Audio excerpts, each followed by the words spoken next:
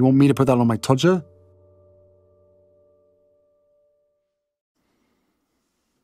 This one's wife. They are Skint. Hello, I'm H.G. Tudor. Money. Money matters.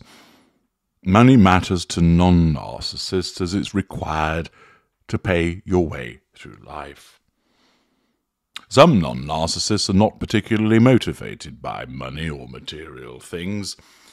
They have the minimum to ensure that they can buy the things that they need, and they're not really bothered in having a large house or a flashy car.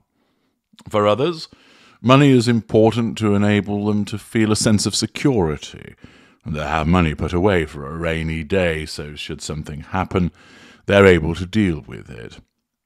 Other individuals enjoy having money and utilizing that money to treat other people, to exhibit financial largesse. And then, of course, you have the narcissists. Not all narcissists are motivated by money, but it can appear within the cadres of victim, in terms of, I haven't got much, please support me, look after me, I need you to provide me with financial assistance.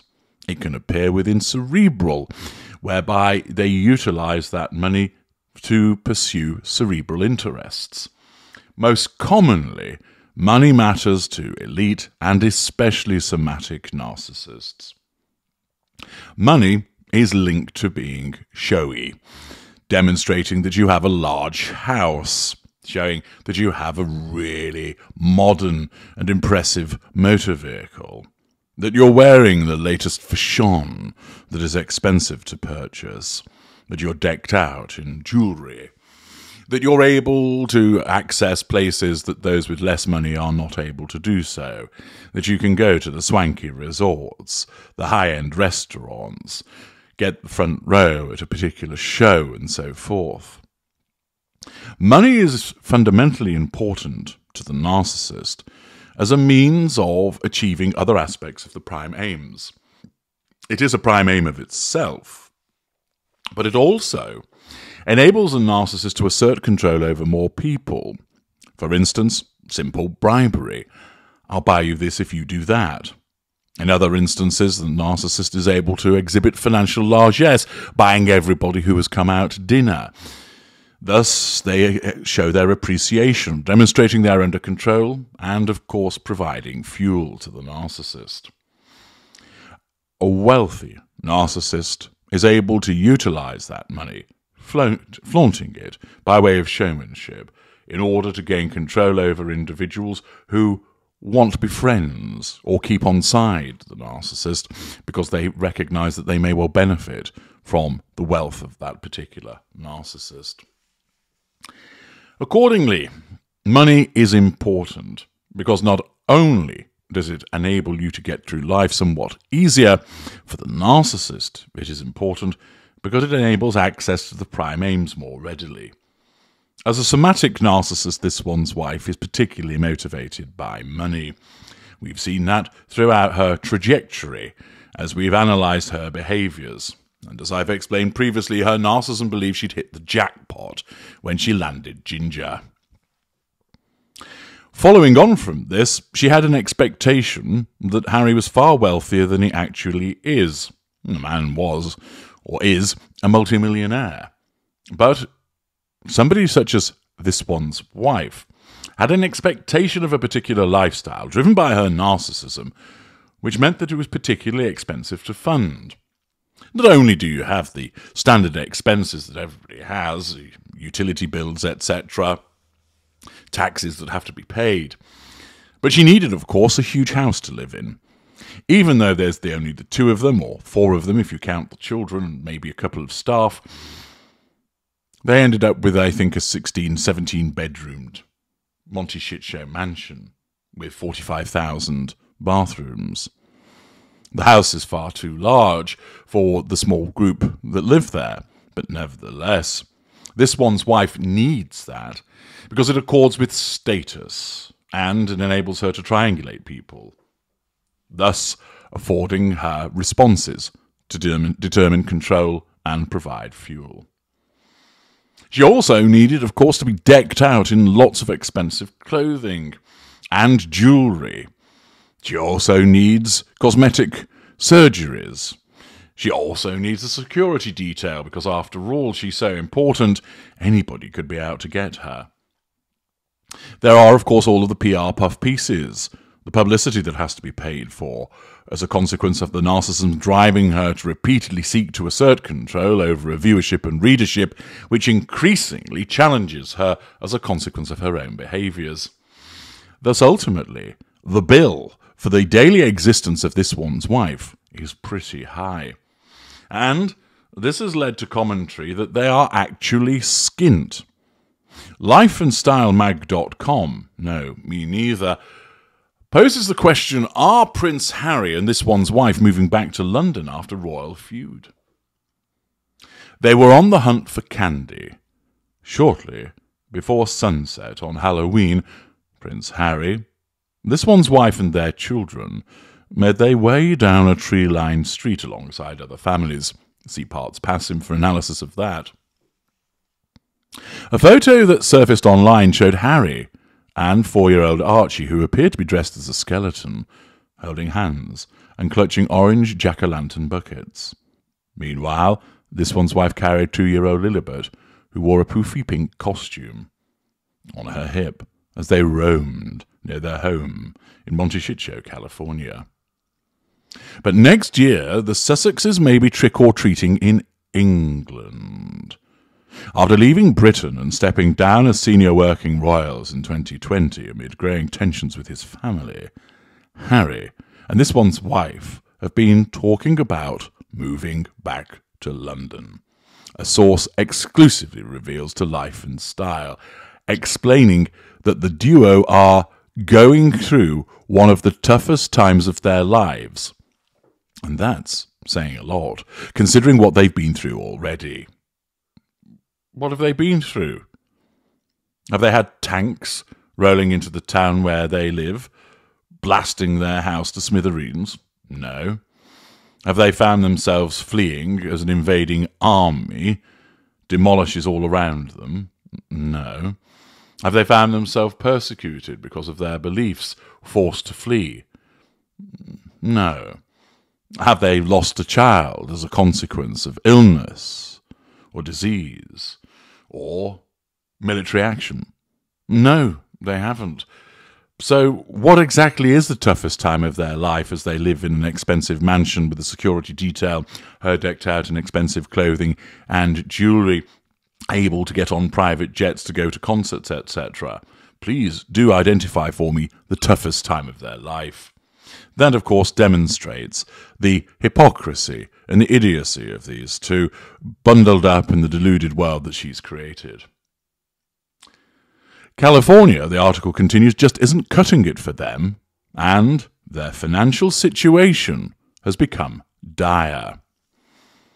So much so that they recently resorted to begging King Charles III for their old jobs back. Harry has been trying to cut a secret deal to live and work with the royal family again, shares the source, and Charles has graciously agreed to it. He and this one's wife are grateful. Charles had cut off Harry financially following the move to North America, assertion of control, forcing the Duke and Duchess of Sussex to find ways to earn money. They quickly signed deals with Netflix and Spotify, but the latter ended its lucrative multi-million-dollar contract with the couple in June after they produced just a single season of This One's Wife's Archetypes podcast. Now, their $14.7 million mansion, 24/7 private security, designer wardrobe, and decadent vacations — in recent weeks they've been to Portugal and the Caribbean — are adding up. They obviously need to cut their expenses, the insider tells Life and Style, noting that the cost of maintaining their lifestyle has left Harry and this one's wife about $28 million in debt, and they seemingly have no new income. It's been a rude awakening.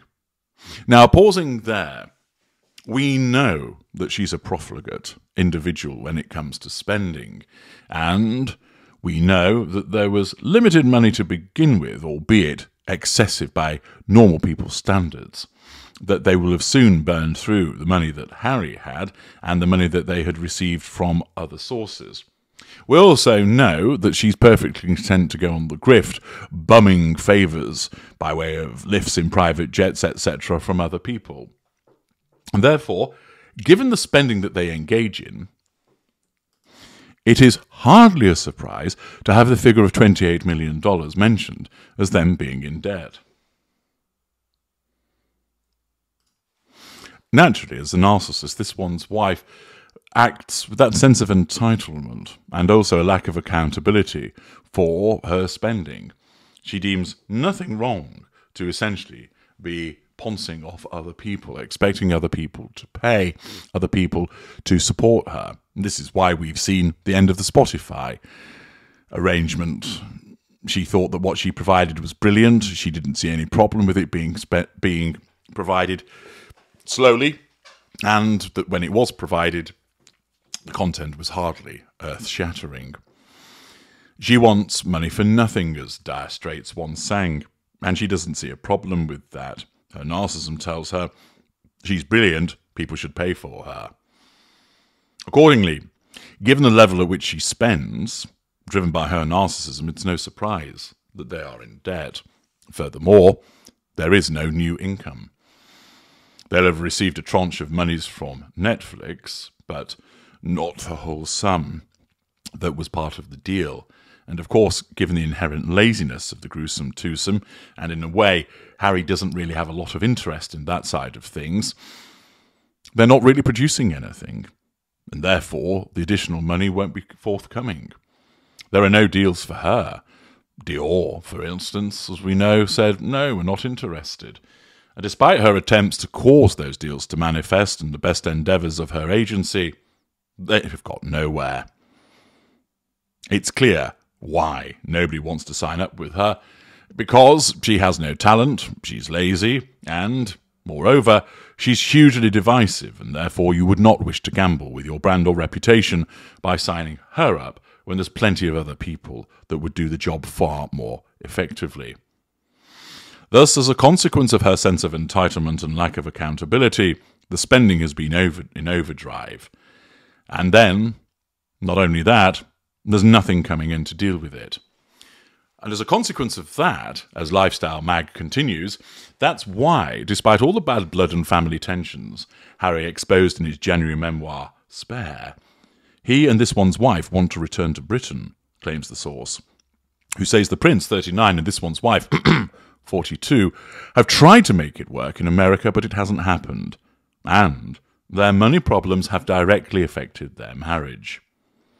In this one's wife's ideal world, however, she'd be reunited with her in-laws, whom she and Harry have accused of everything from racism to physical violence, only part-time. She thinks they'll still be living in LA 8 months a year and can rent a massive Kensington Palace apartment the rest of the time. Sense of entitlement delusion. The source tells Life and Style, pointing out that the couple previously resided on the palace grounds in a small cottage.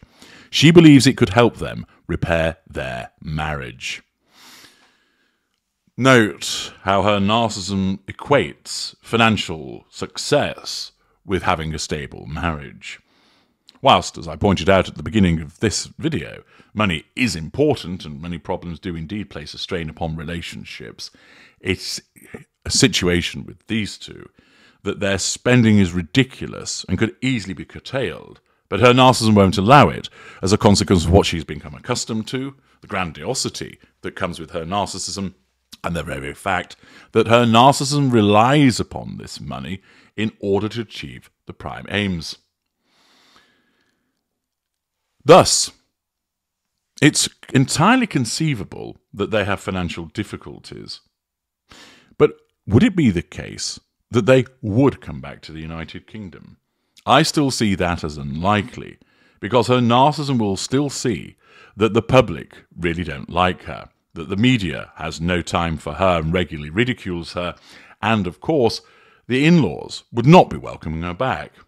The Prince and Princess of Wales are perfectly content for them to be overseas, and many other members of the royal family would be the same.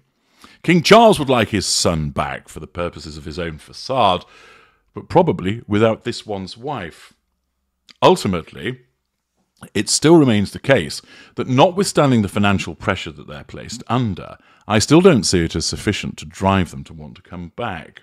Now, the suggestion here is that they would do it on a part-time basis, but I don't see King Charles necessarily agreeing to that. The halfway in, halfway out was rejected by Queen Elizabeth, Charles when he was the Prince of Wales, and also William. You're either in, being part of the royal family and a working member, thus you get financial support, or you're out and you can go and get the deals that you want. You can't do both. But of course, such an entitled approach was not a surprise when it comes to this one's wife. It would appear that they're in financial problems, and it's causing them now to contemplate what was once the unthinkable of a return to the United Kingdom.